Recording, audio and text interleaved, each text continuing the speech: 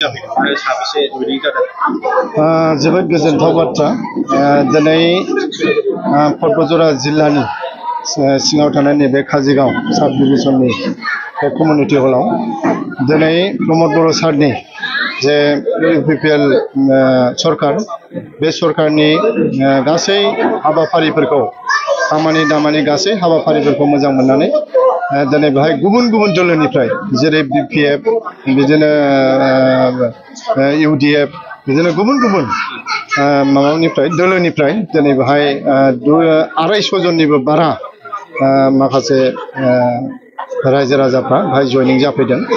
दा आसा खालामदों जे जोंनि जे पर्बतजरा हिसाबै इउपिपिएल दोलो बे दोलोआ दिनैनि तारिखाव रायजो राजाफ्रा नोजोर बोदों जे जिहेतु जों इउपिपिएल सरकार हिसाबै गोबां रायजो राजानि जौगाखांनायनि थाखाय खामानि मावगासिनो दङ।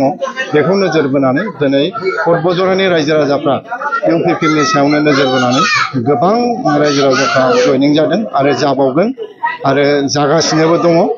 दा जों आसा खालामदों पर्बतजरा हिसाबै इउपिपिएल दोलोआ दिनैनि तारिखाव जोबोद जोङो मुजुगुराव दङ। बावैसो सिगां बिटिआर गभर्नमेन्टनिफ्राय बेसेबां हानि लेखाफोरखौ रायजो राजाफोरनो राननानै जेनाखि जोंनि बिटिआर सरकारनिफ्राय जे हानि जे एलटमेन्ट होनाय बियो दाखालि आगोलावबो जों होखांबाय 1245 जन होखांबाय आरो दिनैबो बेहाय मोनसे प्रग्राम लादों हा होनायजों लोगोसे बेनिफिसियारि मिट आरो बे रोखोम प्रग्राम लादों। बेहाय दिनैबो 1200 मथा-मथि 44सो दिनै सुबुंफोरनो हानि पाट्टाखौ जोङो पर्बतजरा हिसाबै जोङो बिटिआर सरकारनिफ्राय जोङो मोननो हादों। जों नुनो मोनदों दि बिटिआर गभर्नमेन्टखौ एसेबां रायग्रा मानसिफोराबो दिनै हा मोनदों। दा बे बेलायाव सारा मा बुंगोन?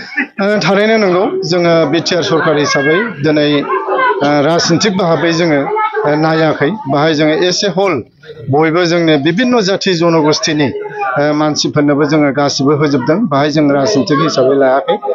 जायफ्रा माने मोननांगौ बिथांमोनहा दिनै मोनदों, जायफोर बिथांमोनहा एप्लाइ खालामदों। मानोना जोङो 17 बोसोराव पर्बतजरा हिसाबै बे रोखोम जोङो हानि जेनाखि माने एलटमेन्ट बेखौ जोङो मोननो हायाखैमोन। नाथाय नैबे जोंनि बिटिआर सरकार प्रमद बर' सारनि जे दैदेननाय सरकार बे सरकारनि आमोलाव जोङो गोबां हानि पाट्टाखौ जों मोननो हाबाय आरो मोनबावगोन। बेहाय जोंहा आसा दङ जिहेतु दहाय साराबो होनदों जे मेलाव आरो जोङो नेक्स्ट जे मास बाहाय हयथ' जोङो मोनबावगोन।